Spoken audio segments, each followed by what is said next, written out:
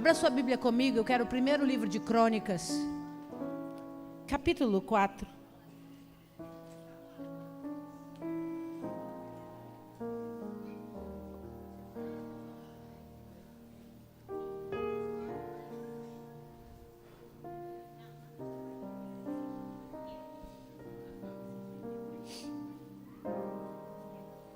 Primeira Crônicas, capítulo 4, eu quero o verso 9.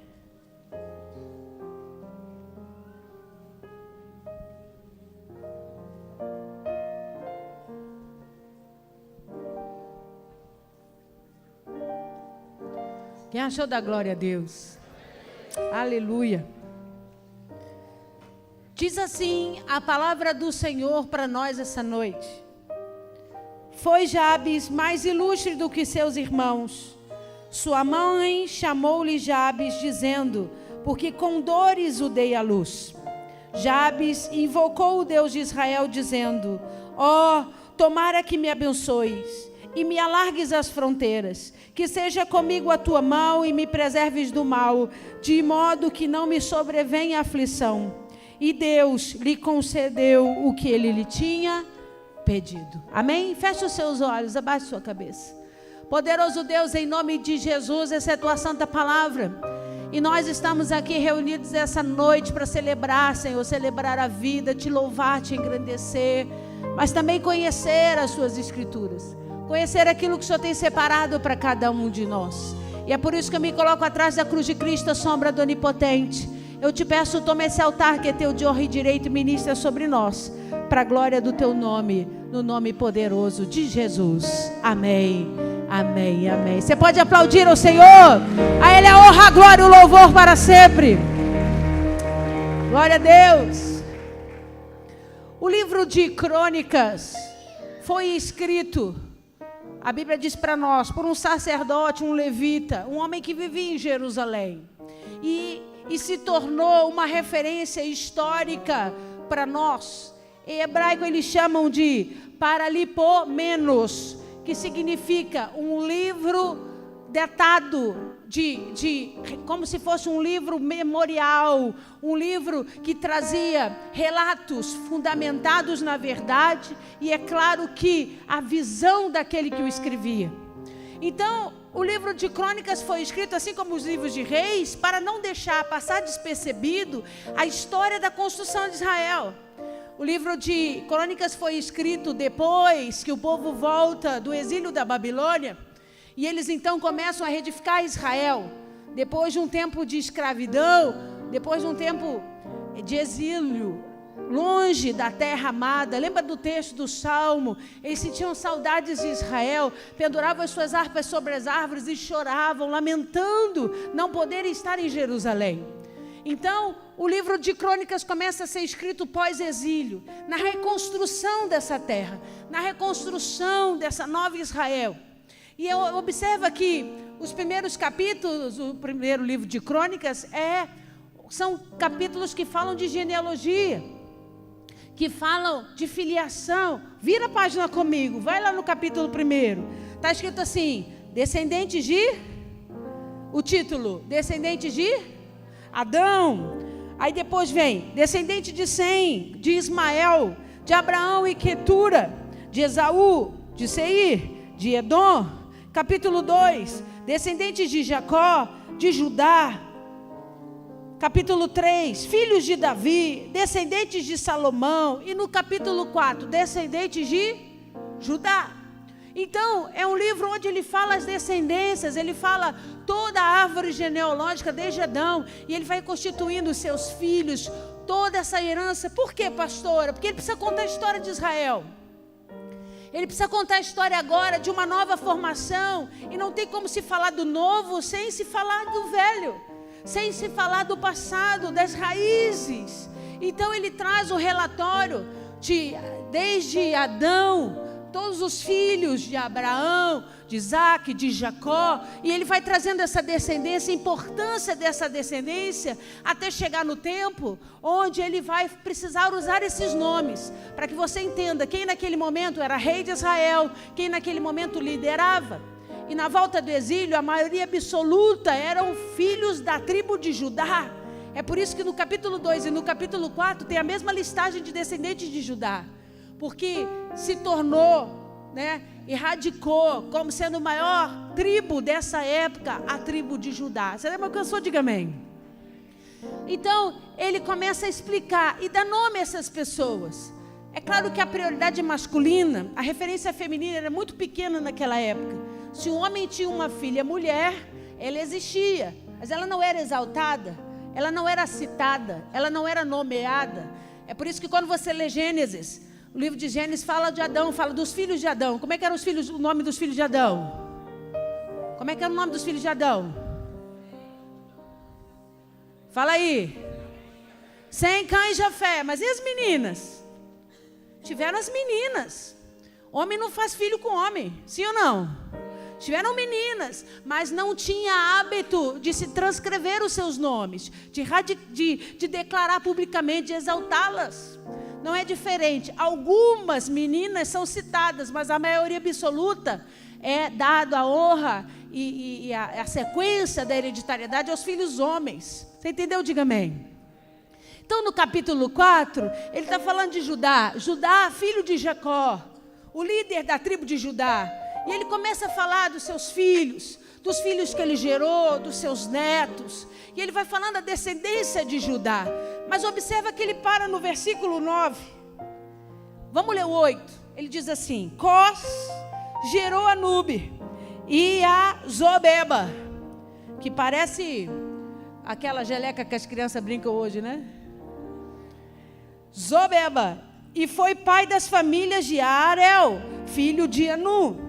Versículo 9. Foi Jabes mais ilustre do que os seus irmãos.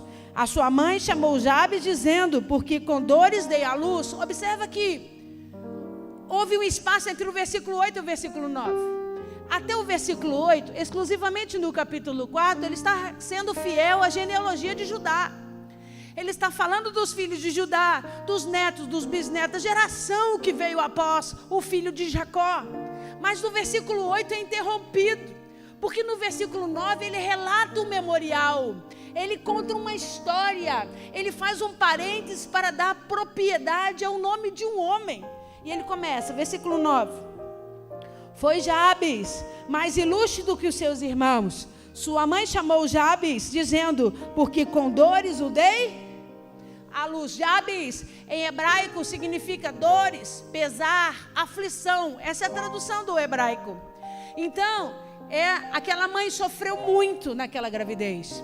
Aquela mãe deu à luz debaixo de muito sofrimento. Então, quando o neném nasce, lembra que eu disse que o nome é profético? Eu não vou zoar o pastor Kleber hoje, porque hoje é meu aniversário. Vou dar a oportunidade dele esquecer que ele é colador de cartaz. Mas lembra que eu disse que o nome tem muita importância.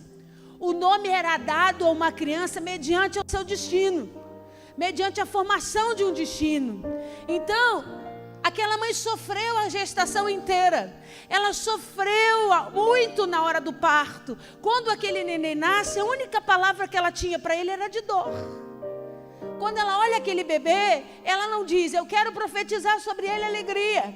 Eu quero profetizar sobre ele paz. Ele vai chamar Shalom, porque eu quero que ele seja cheio de paz. Não, ela estava tomada de dor. Ela estava tomada de um sentimento de aflição, de pesar. Então, quando ela olha para aquele neném, ela olha e diz assim, o que eu vou profetizar para ele? O que eu estou sofrendo. O que eu estou vivendo. Ele vai se chamar dor. As pessoas vão andar na rua e vão chamá-lo de dor, porque foi isso que ele me fez passar. Vão chamá-lo de aflição, porque é isso que eu estou vivendo. Vão chamá-lo de pesar, porque foi isso que eu passei para que ele nascesse. Você está alcançando? Diga amém. Então o nome daquele bebê passou a ser dor. Jabes é a tradução do hebraico, significa dor. E ela batiza aquela criança, dá um nome àquela criança de dor, mediante ao trauma da vida que ela viveu. Mas observa o texto, versículo 8. Foi Jabes mais ilustre do que os seus? Que irmãos? Que irmãos? Não diz aí. Ele começa relatando a vida de Jabes, da vida do homem cheio de dor, de aflição, de pesar.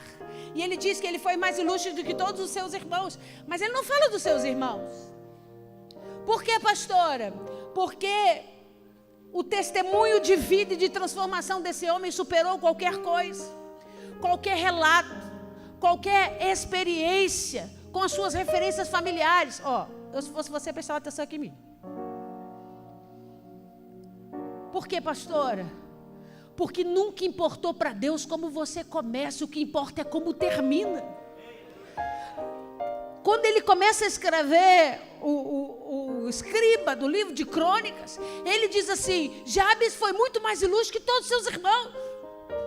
Ele não se importou com a experiência negativa da história, do início da história da vida do Jabes, apesar de deixá-la registrado, apesar de dizer, ele se chama Jabes porque com dor a sua mãe lhe fez nascer. Mas ele diz, ele foi muito mais ilustre do que todos os seus irmãos. Ele nem cita o nome desses irmãos. Por quê, pastora? Porque quando a história é concluída debaixo da mão de Deus, o passado é apagado, o passado é rasgado, o decreto da sentença, da dor, da aflição, do pesar é rasgado. Deus começa a escrever uma nova história, e é essa história que Ele quer que seja lembrada, é essa história que Ele quer que seja escrita como um memorial histórico para todas as outras gerações. O grande problema da minha vida e da sua vida é, nós gostamos de vez em quando de apresentar o Jabes. Quando as coisas não andam muito bem, a gente prefere apresentar o Jabes do que aquele que foi transformado por Cristo. A gente prefere mostrar o que foi gerado em dor, em pesar, do que apresentar para o mundo e para a futura geração aquele que se tornou mais bem sucedido do que todos os seus irmãos. Por quê, pastora? Porque a gente gosta de um acalento. Posso falar? Posso falar? A gente gosta que as pessoas sintam pena da gente. A gente gosta que as pessoas dizem: nossa, sério? Meu Deus, que coisa, hein? Eu não estou dizendo que você não pode sofrer. Somos feitos de carne e osso, sofremos, choramos, gememos de dor. O problema é que isso não pode conter na história da sua vida.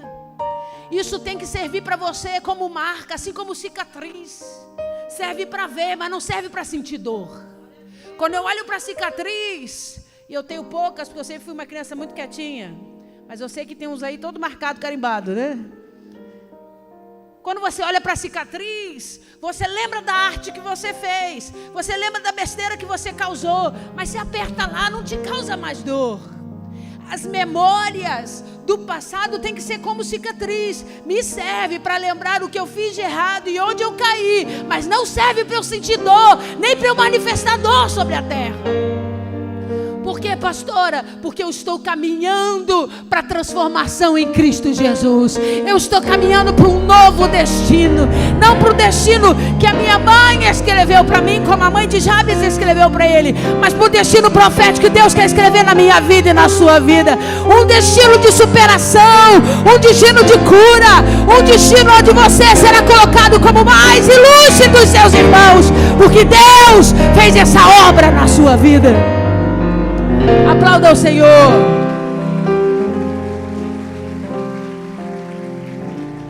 O mais interessante é que nesses apenas 3 versículos, uma lição muito grande e poderosa foi deixada para nós. E eu quero esmiuçar isso para você. Observa no versículo 10. Diz assim: Jabes invocou o Deus de Israel, dizendo: tomara que me abençoes e me alargue as fronteiras, que seja comigo a tua mão e me preserves de todo o mal, de modo que não me sobrevenha aflição. A Bíblia diz para nós num versículo pequeno que Jabes fez uma oração dividida em 4 partes, uma pequena e breve oração dividida em 4 partes. Onde dentro dessas 4 partes, ele colocou toda a sua alma e o seu coração nessa oração. E ele participou, o Senhor, exatamente o que ele queria que acontecesse com ele. Observa a primeira parte. Ele diz assim: tomara que me... Lê aí. Tomara que me abençoes. Para aí, ora para mim. Essa é a primeira parte da oração de Jabes. Ele sabia que ele era descendente de Judá, sim ou não? Ele estava no braço da descendência de Judá. Judá era bisneto de Abraão. Ele sabia que Deus tinha dito a Abraão: eu te abençoarei, e você será tão abençoado que benditas serão todas as famílias da terra por tua causa. Ele, sabendo que a sua raiz, a sua descendência vinha direto do papai Abraão, ele não perdeu tempo. Quando ele ora ao Senhor, ele diz para Deus assim: eu quero que venha sobre mim a bênção que você prometeu que viria sobre o papai Abraão. Essa bênção está lá no livro de Gênesis, capítulo 22, se você está anotando, 22, verso 17. Deus disse a Abraão que mudaria a sorte dele e que todas as famílias da terra seriam abençoadas por causa dele. Jabes não perdeu tempo. Ele disse: eu quero essa bênção sobre a minha vida. Eu quero ter a tua bênção. Por que a palavra bênção hoje perde, para nós no português, perde muito a sua essência e o seu significado? Porque quando nós falamos de coisas boas, nós nos relacionamos a bênçãos. Também usamos a palavra bênção para pedir algo especial que venha dos nossos pais, dos nossos avós. Quantos pediam bênção para os pais e para os avós aqui? Louvado seja Deus. Era uma autorização especial para você viver debaixo da bênção, viver debaixo do bem, você construir a sua vida debaixo daquilo que era fundamentado em coisas boas. Então, a palavra bênção perde um pouco da propriedade, porque Jabes sabia que bênção, estar debaixo da bênção de Deus, é viver a plenitude. Você conhece a história do papai Abraão? Você sabe que ele vivia numa terra idólatra e que Deus o tirou de lá e deu a ele a chance de viver uma história completamente diferente do que toda a sua genealogia poderia derramar sobre ele. E ele ousou ir, porque Deus disse: Abraão, sai da tua terra, sai da tua parentela e vem, porque eu te mostrarei o lugar que eu tenho para você. Abraão abriu mão do seu conforto, abriu mão da sua morada e foi para buscar, olha o que eu vou dizer, a bênção do Senhor. Ele foi para buscar a autorização para prosperar. Ele foi para buscar a autorização para ser grande. Ele foi para buscar a autorização de ser reconhecido e viver e desfrutar daquilo que Deus tinha para ele. Então, o Jabes não estava fazendo uma oração como você faz quando está com sono. Deus, me abençoe em nome de Jesus, amém. O Jabes sabia o que ele estava pedindo. Deixa eu dizer algo para você nessa noite, na autoridade do nome de Jesus. Vamos começar o ano fazendo a coisa certa. Saiba o que você está pedindo. Faça as suas orações com consciência. Diga para o Senhor exatamente aquilo que você quer. Não fique repetindo a oração que você ouviu. Não fala oração bonita porque você acha que é bonita. Fala aquilo exatamente que você precisa, porque aqueles que são sinceros e honestos com o Espírito do Senhor, este o Senhor visita, este o Senhor abençoa. Jabes disse para Deus: se o Senhor escreveu uma história diferente para Abraão, eu quero essa referência sobre a minha vida. Eu quero viver essa oportunidade de transformação. E ele coloca: tomara que o Senhor faça isso. Porque ele sabia, amigo, que quem nasceu destinado a ser aflição e dor e pesar, dificilmente teria uma chance de mudar de vida. Dificilmente teria uma oportunidade de ter a vida revolvida. Mas ele sabia que existia um Deus sobre a terra, o Deus de Israel, o Deus poderoso, que fez com o seu bisavô, fez com o bisavô de Judá, poderia fazer com a vida dele também. E ele começa essa oração dizendo: já que eu estou na tua presença, seria um sonho poder viver a experiência que o Abraão viveu. Quantos essa noite têm a coragem de fazer essa oração para o Senhor? Ah, Senhor, tomara que me abençoes. Tomara que estenda as tuas mãos sobre mim, como fizestes com Abraão. Abraão saiu de uma terra e passou a possuir todas as outras, porque o Senhor era com ele. O Senhor abençoava as suas mãos. Onde o Abraão plantava, ele prosperava. Onde o Abraão cultivava, ele colhia. Onde o Abraão cuidava dos animais, o Senhor os abençoava, porque a bênção do Senhor estava sobre a vida dele. Eu acho que você não entendeu o que eu estou dizendo.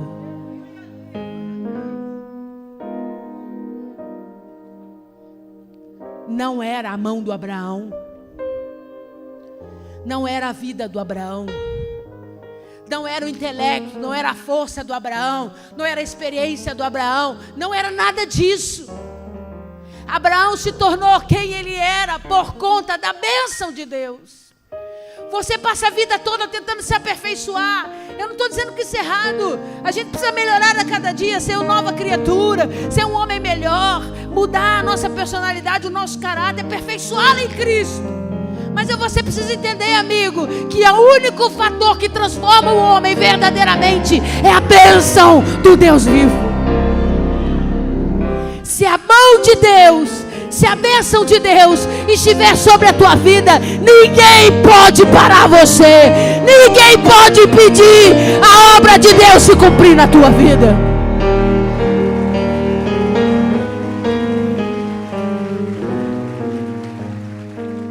Eu não quero uma bênção.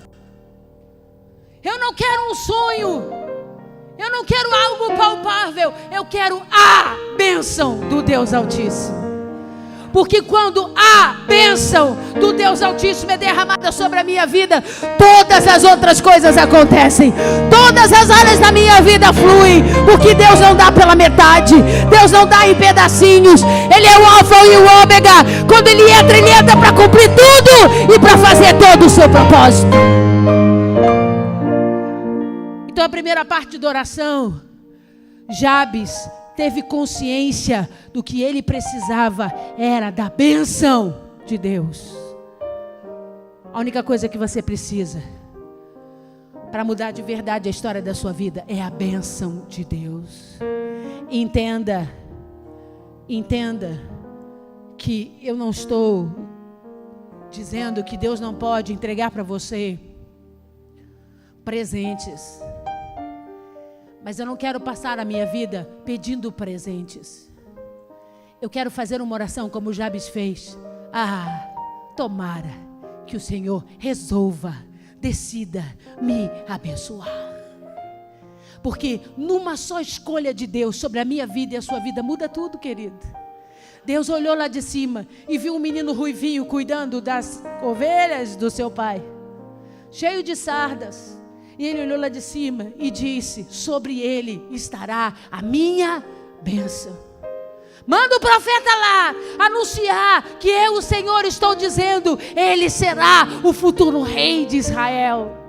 Todas as outras coisas consequentes na vida de Davi, toda a luta que ele passou, todos os perigos que Davi passou, ele sabia: eu estou vivendo porque estou nessa terra, sou um ser humano como outro qualquer, vou enfrentar dias ruins, dias chuvosos, dias nebulosos, mas amigo, existe uma diferença entre a minha vida e a sua vida.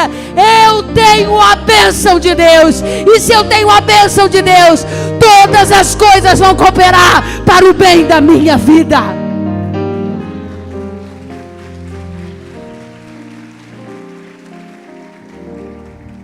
A segunda parte da oração, continua lendo comigo, versículo 10. Oh, tomara que me abençoes. Ele continua: e alargues as fronteiras. Ele estava dizendo para Deus: eu quero a tua bênção e quero a experiência de ter tendas alargadas, de passar por experiências maiores. Posso falar?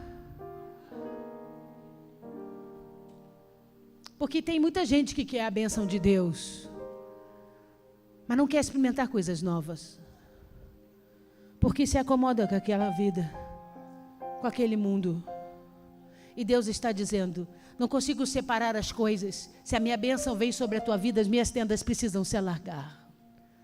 Você precisa estender as suas tendas, para estender a sua experiência, para estender aquilo que eu tenho derramado sobre a tua vida. Precisa expandir. Eu fico às vezes braba com alguns, eles já até me conhecem, o pessoal mais antigo. Fica trazendo umas fotos de 1900 e ronca. Ai, pastora, que saudade que eu tinha daquele tempo que a igreja era na sala da sua casa. Porque era tão bom, acabava o culto, a gente sentava, todo mundo conversava. Eu falei: deixa esse egoísta. Desde aquele dia da sala da minha casa, minhas tendas alargaram. Quantas pessoas entregaram a vida para Jesus? Quantas almas desceram as águas do batismo? Quantos casamentos foram feitos? Quantos filhos foram apresentados para o Senhor? A tenda precisa alargar, senão eu sou egoísta da bênção de Deus.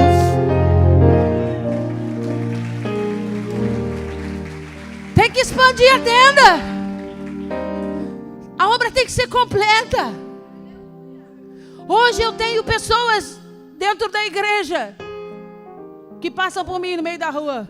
Paz, pastor. Eu olho e digo: paz, irmão. Então, não sei. Não sei quem é, de onde vem, qual o nome, qual a tribo. Não sei. Mas, amigo, isso é um sinal de que a tenda está se alargando.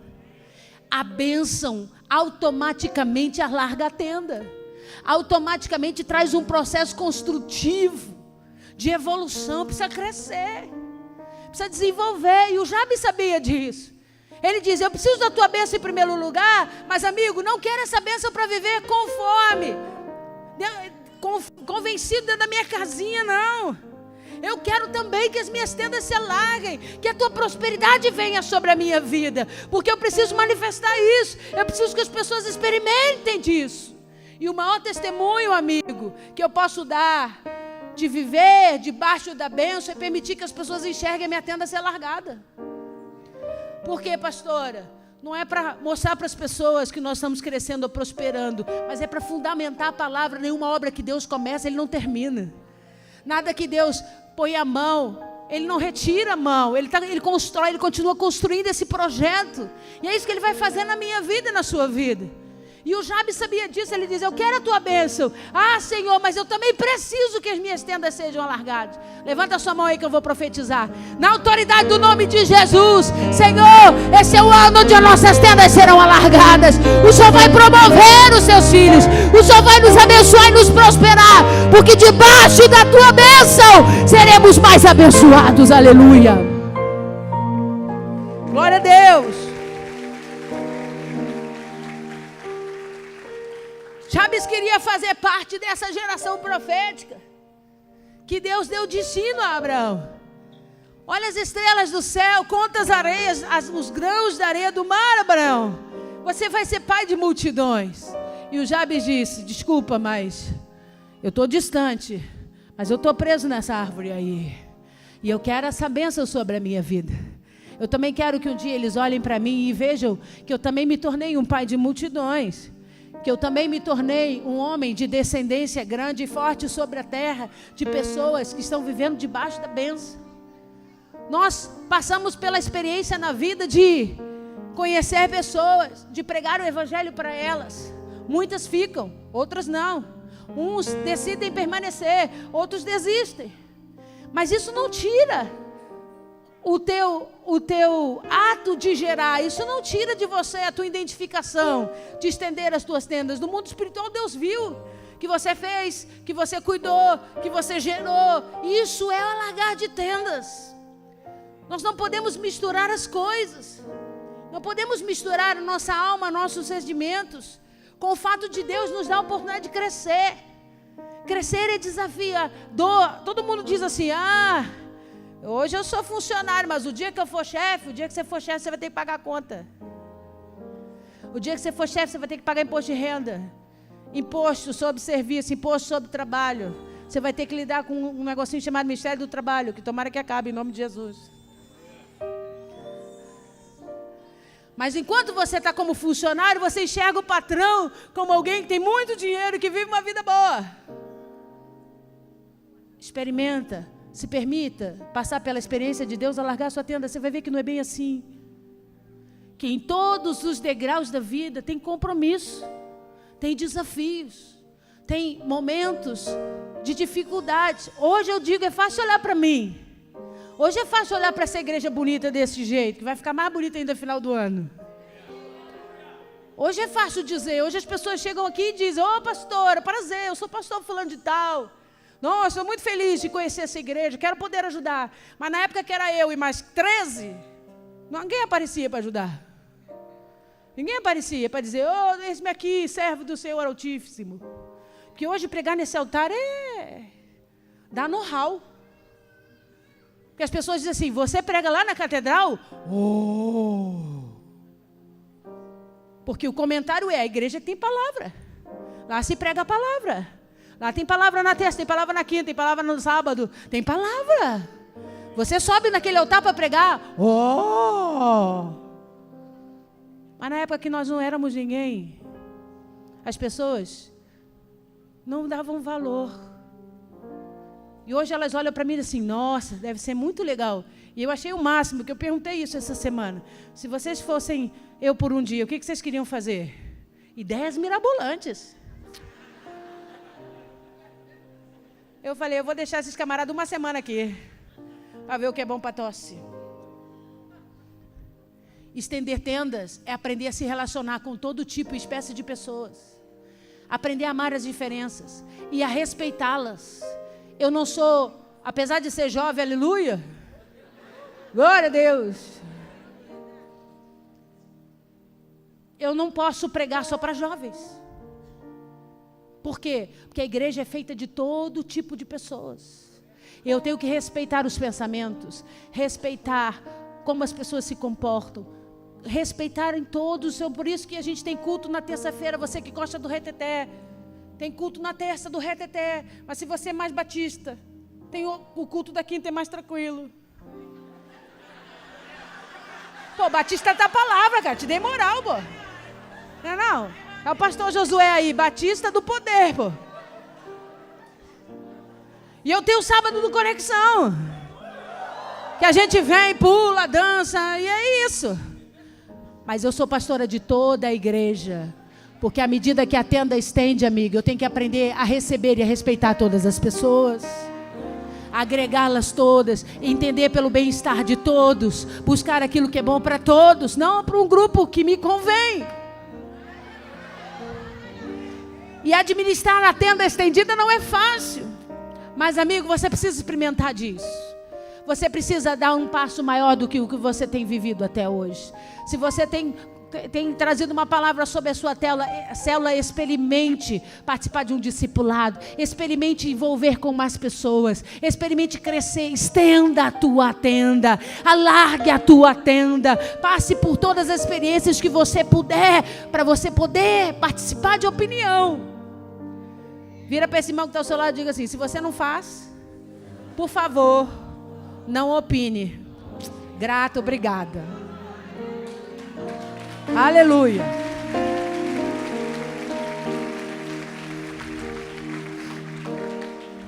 Ah, pastor, esse negócio de célula chato. Você vai? Não, então por que você está falando? A célula é a maior estratégia de evangelismo que nós temos. É o lugar que temos para receber pessoas que virão na sua casa, mas não virão aqui. E primeiro a gente ganha para a gente, para depois ganhar para Jesus. A gente ganha para a gente, depois ganha para Jesus. É assim que funciona. Mas você não vai, está opinando por quê? Ah, pastor, o Conexão, você já veio?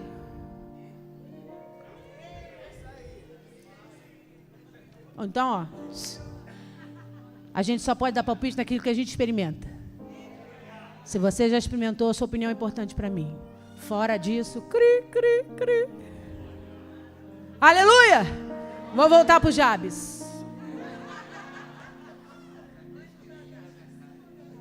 A terceira parte. Primeiro ele pede a bênção. Depois ele pede para Deus alargar as fronteiras. E ele diz, que seja contigo a minha mão e me preserves de todo mal. Ele faz uma oração, que é a oração que Jesus depois, muitos anos depois, ensina para os discípulos. Onde Jesus diz para eles, eu vou ensinar uma oração para vocês, onde ele diz, livra-nos do mal. Jesus ensina a oração do Pai Nosso e diz para os discípulos: é lícito pedir ao Senhor que te livre do mal. É lícito dizer para o Senhor que você não quer viver experiências ruins. Para de ser hipócrita, irmão. Ninguém quer passar pelo vale. Ninguém quer passar pela enfermidade. Ninguém quer passar pela dor. Ninguém quer passar por momentos de constrangimento. Faça a sua oração dizendo para o Senhor: Senhor, livra-me do mal. Eu não quero o embaraço. Eu não quero o dolo. Eu não quero a confusão. Livra-me do mal. E esteja disposto a seguir o caminho que Ele determinar. Porque muitas vezes o mal que você quer se livrar é aquele que você tem cativado. É aquele que você tem buscado. Então, quando você diz para o Senhor: livra-me do mal, esteja atento para Ele dizer para você o que é mal e o que é bom. Para você saber como andar. E foi exatamente o que Jabes fez. Ele começa a declarar para o Senhor. O texto de Jesus está em Mateus capítulo 6, do verso 9 ao verso 13. E ele diz antes assim: que seja comigo a tua mão. O que ele quis dizer com essa expressão? Todos aqueles que estão debaixo da poderosa mão de Deus são guardados, são protegidos, desfrutam de um zelo sobrenatural. Não é uma palavra jogada ao vento. Jabes sabia o que ele estava dizendo. Ele estava dizendo para o Senhor: eu quero viver o teu sobrenatural. Se eu sair à rua, olha o que eu vou dizer. Se eu sair à rua, eu quero que o teu sobrenatural me proteja. Eu quero que os anjos de guerra estejam lá, armados, com cavalaria, com carros de fogo, com todo o exército. Eu quero ser protegido pelo sobrenatural. Eu quero ser guiado pelo sobrenatural. Eu quero caminhar ao lado do sobrenatural. Porque se eu estiver debaixo da tua mão, eu estarei guardado. E ele diz: e me preserves do mal. Observa o final. Que horas são? Eu vou terminar. E ele diz assim: de modo que não me sobrevenha. Lê aí. De modo que não me sobrevenha. Olha o que ele diz. De modo que não me sobrevenha o Jabes. Vou repetir.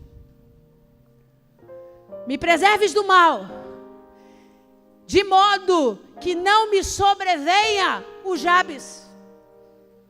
É a mesma palavra em hebraico. Dor, aflição, pesar. É um jogo de palavras.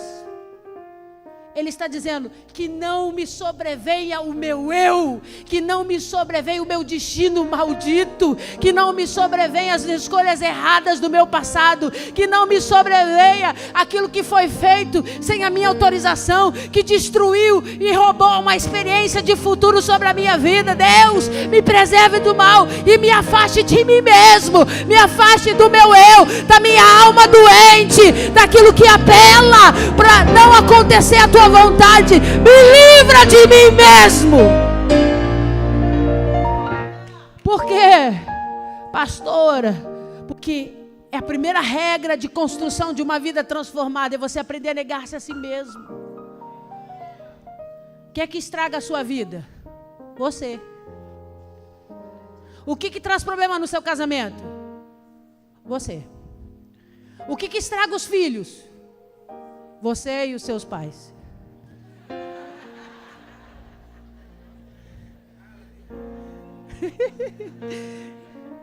Você. O que faz as coisas saírem da ordem? Você. O que faz as coisas se desencontrarem? Você. Por quê? Porque você faz escolhas.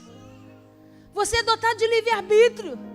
Você escolhe o tempo todo. Você escolhe acordar. Você escolhe dormir. São escolhas.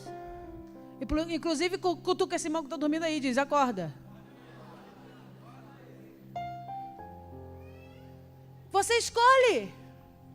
E a única pessoa que tem prejudicado a história da sua vida é você mesmo. Porque você decide ouvir o conselho que não é para ouvir. Você decide andar na roda dos escarnecedores. Você decide visitar quem não tem que visitar. Você decide encontrar quem não é para encontrar. Você decide fazer o que não é para fazer. Você decide construir coisas que Deus falou que não é para construir.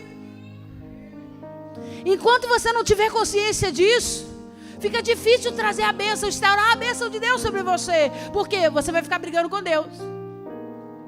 Quem vai decidir? Deus ou você? Então, agora eu. Amanhã Deus. Quando eu aceitei Jesus, eu entendi a palavra, achei o máximo. Entregar minha vida no altar. Eu tinha uma satisfação do dia de eu entregar dízimo. Era o dia que eu via mais arrumada, mais bonita. Que eu adorava desfilar pelo meio da igreja. Para entregar meu envelope. Para mostrar para as pessoas, é lógico. Que eu estava obedecendo. Que eu era uma pessoa transformada. A gente faz isso. E tem uns caras de pau da igreja que traz o envelope vazio ainda. Mas ó. Até que Deus falou assim comigo. Eu preciso ajudar você, porque a idade está passando, né, varô? Aí você só tem arrumado prego para a sua vida. Eu quero te ajudar. E eu falei para Deus assim, então, eu já entreguei minha vida nas tuas mãos, minha vida financeira, eu dizia meu oferto. Eu vou ao culto, eu escuto a palavra, eu estudo, eu estou cuidando de gente, mas desculpa, né? Escolher marido, essa parte me compete. Deixa que quem vai fazer isso sou eu. Ok. Enquanto você continuar achando que o Jabes vai resolver, ao invés de deixar a bênção de Deus resolver, você vai ficar dando soco em ponta de faca. Sofrendo.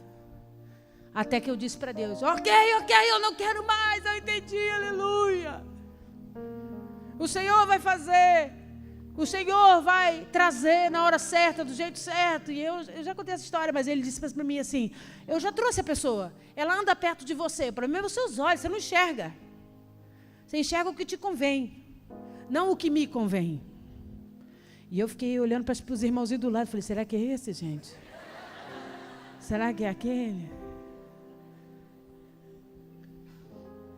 Mas quando eu entendi que eu precisava deixar a bênção de Deus ser instaurada sobre tudo, é aprender a não governar sobre si mesmo. É aprender a fazer essa oração de Jabes. Senhor, me preserve de todo mal, de modo que não me sobrevenha a Érica, de modo que não me sobrevenha a mim mesmo, de modo que o eu, a minha alma, os meus pensamentos, a minha doença emocional não venha se colocar como obstáculo de eu ser abençoada. Jabes sabia que o destino da sua vida era ser um homem fadado a sentir dores, aflição e gerar pesar na vida das pessoas. Mas ele queria mudar esse destino. Ele queria mudar essa história. E ele não foi procurar pessoas. Você, quando quer mudar a sua vida, você procura pessoas. Você fala para um, fala para outro, liga para o líder de célula, liga para o de baixo, liga para o de cima, para o vizinho, para o parente, fala, mas não faz nada. Não muda. A primeira situação é dizer, Senhor, eu preciso negar a mim mesmo.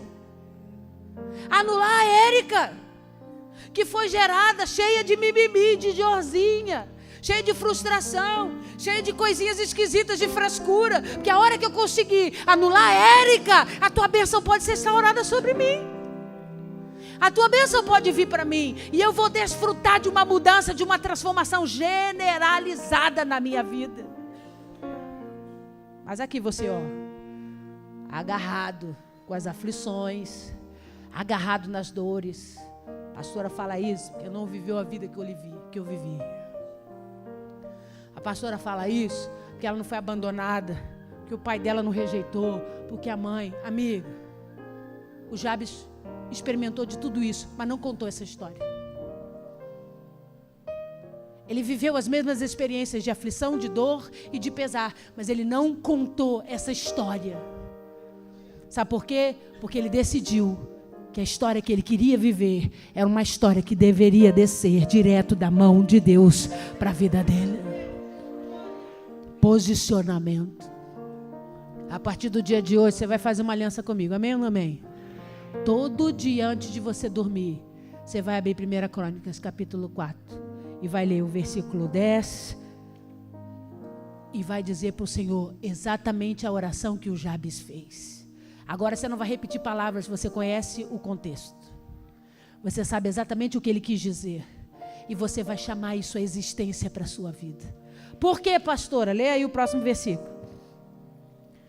que não me sobrevém aflição. E Deus lhe concedeu o que ele tinha. Ô amigo, isso é um sonho de consumo. Você fazer uma oração e dos 4 tópicos que você colocar, Deus cumpriu os 4 na sua vida. Quantas pessoas oram 30, 40 anos por uma coisa que nunca aconteceu até hoje? E Deus disse: eu ouvi toda a oração do Jabes e concedi tudo aquilo que ele me pediu em oração. Por quê, pastora? Qual que é a diferença do Jabes para mim? Ele foi um homem melhor? Não! A Bíblia não fala das virtudes do Jabes. A Bíblia fala de quem ele se tornou mais ilustre do que todos os seus irmãos. A Bíblia não fala se ele era um homem bom, um homem que fazia caridade, um homem que ajudava os pobres, um homem que pregava nas praças. Ela não fala nada disso. A Bíblia só diz que ele decidiu abrir mão de si mesmo e pedir sobre ele uma bênção que ele já viu Deus derramar sobre alguém. Uma bênção que ele viu Deus derramar na história sobre a vida de Abraão. E ele disse: eu quero essa visitação para mim. Eu quero essa bênção sobre a minha vida. Eu não vou ser o homem que vai carregar dores e aflição na história da minha vida. Agora eles vão me olhar e vão dizer: quem era o Jabes? O Jabes era o mais ilustre de todos os seus irmãos. E aquele que Deus concedeu todos os seus pedidos de oração. Aplauda o Senhor. Fique de pé no seu lugar.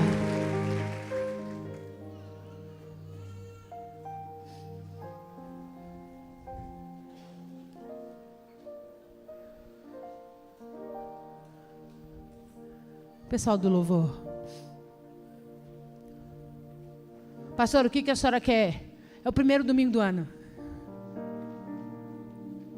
Eu quero que você chegue no final do ano dizendo para mim: pastora, Deus fez comigo o que fez com Jabes. Eu comecei o ano carregando dor, aflição. Eu comecei o ano debaixo de pesar, porque o ano anterior deixou muitas dívidas, muitas coisas para serem resolvidas. Mas, pastora, eu fiz o que as Escrituras ensinam. Pastora, Deus mudou a minha vida. Deus nessa noite pode olhar para mim e para você de uma forma especial e diferente. Por conta da tua oração e do teu clamor, observa o texto bíblico, observa a expressão usada. Ele diz: Jabes invocou o Deus de Israel. Ninguém invoca o Deus de Israel assim: oh Deus, por favor, eu estou sofrendo. Você invoca com atitude, com força, com autoridade. É assim que se invoca. Deus de Israel, é orando de verdade. Põe sangue nessa tua oração aí de formiga. Começa a orar, invocando a Deus, dizendo: eu quero o Senhor aqui, eu quero que o Senhor ouça a minha oração. E começa a dizer para Ele: eu estou aqui, sou teu filho, e como aconteceu com Abraão, eu quero que o Senhor me olhe diferente nessa noite. Porque sai de mim se a tua bênção me pegar. Toda a minha história será transformada, todo o meu destino será transformado. Porque até o dia de hoje eu fui conhecido como homem de dores, de aflição e de pesar. Mas depois que a tua bênção me alcançou, eu me tornei o mais ilustre da minha casa e aquele que teve toda a oração respondida pelo Senhor. Posicionamento. Nós vamos adorar o Senhor. Eu quero te dar a oportunidade de invocar o Deus de Israel e fazer o que Jabes fez e dizer para o Senhor essa noite: eu quero a tua bênção. Eu quero que o Senhor alargue as minhas tendas. Eu quero que a tua mão esteja estendida sobre mim e que todo mal se aparte da minha vida, inclusive o que eu mesmo imponho sobre ele. Porque nessa noite eu quero renegar a mim mesmo, para que eu possa desfrutar da vida que o Senhor tem para mim. E se você quiser experimentar o que diz o final do versículo: e Deus lhe concedeu tudo o que ele tinha pedido. O altar é teu lugar essa noite. Sai do teu lugar e venha invocar ao Deus Altíssimo aqui junto comigo, no nome poderoso de Jesus. Juntaste meus pedaços, Meu fardo, meu fracasso levou sobre si. Fizeste meu passado mal naufragar no mar, onde não se pode mais lembrar.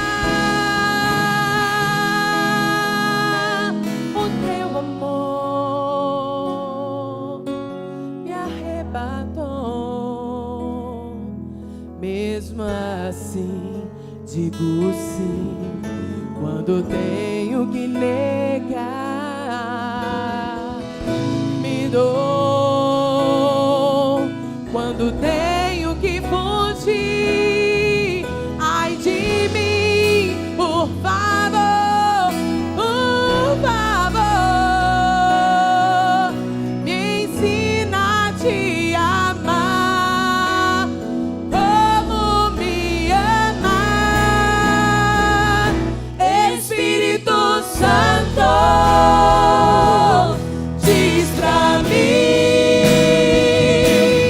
o que fazer pra não pecar contra aquele que só fez me amar. Espírito Santo, diz pra mim, será que sou capaz de crucificar o meu eu?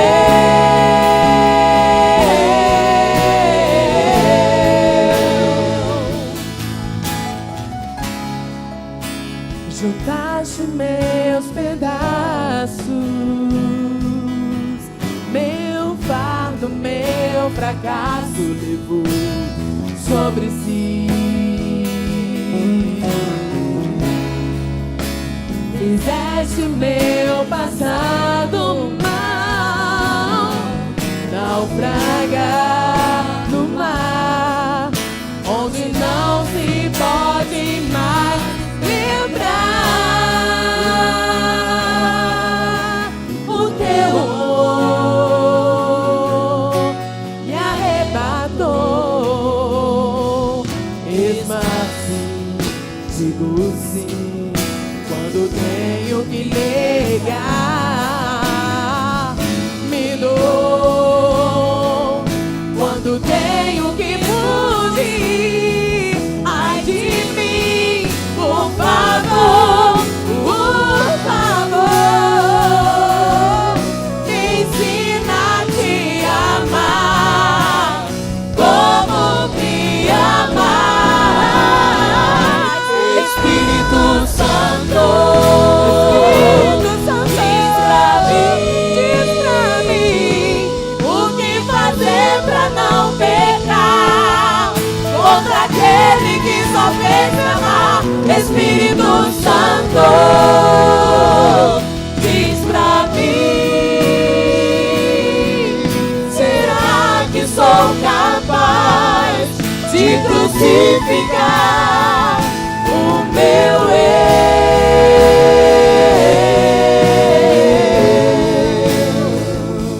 Aleluia! O versículo 11 diz assim: Quelube, irmão de Suá, gerou a Meir. Este é o pai de Esrom. Pastor, o que a senhora quer dizer? A história voltou a ser igual a todas as outras que ele estava contando desde o capítulo 1. Entenda que Deus preparou um espaço dentro do capítulo 4 só para contar a história de Jabes.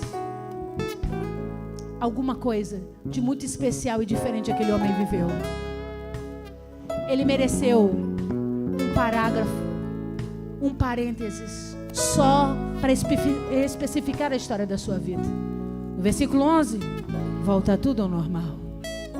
Pastor, o que a senhora está querendo dizer? Eu estou querendo dizer que os olhos do Senhor estão aqui essa noite.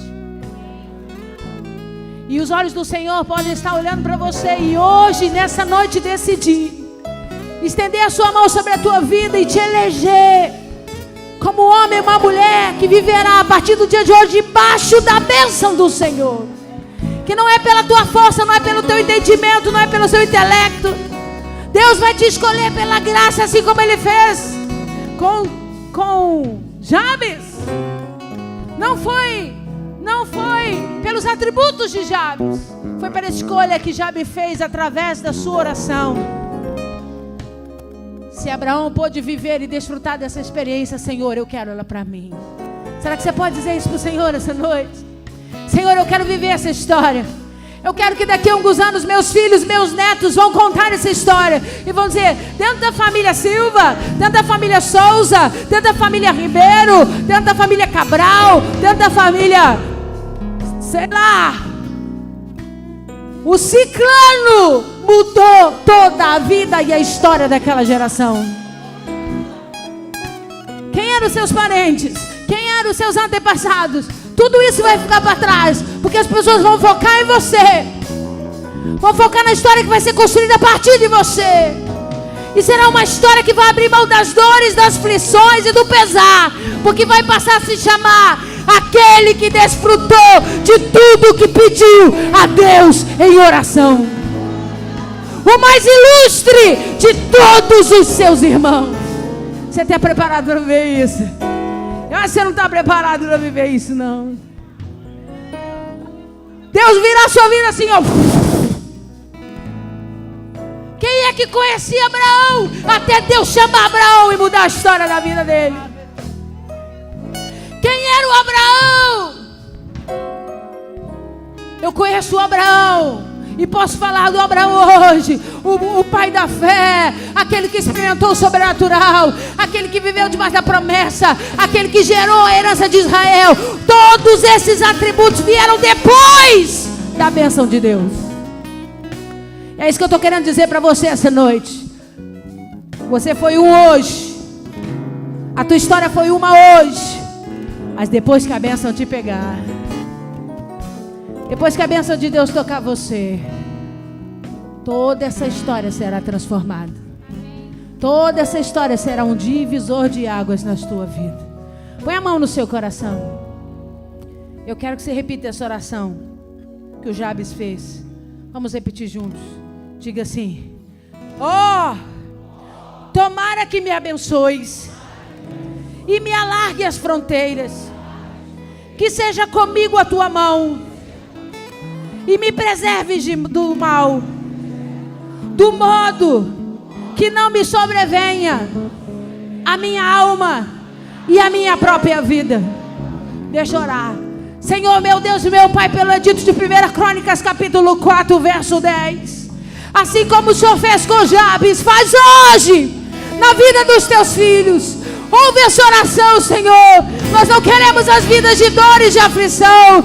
Nós não queremos a vida das mesmices, das chatices. Deus, nós queremos a experiência de viver debaixo da tua bênção, de ser eleito, de ser escolhido. Eu quero ter experiência de alargar as minhas fronteiras. Eu quero ter experiência de viver debaixo da tua mão poderosa.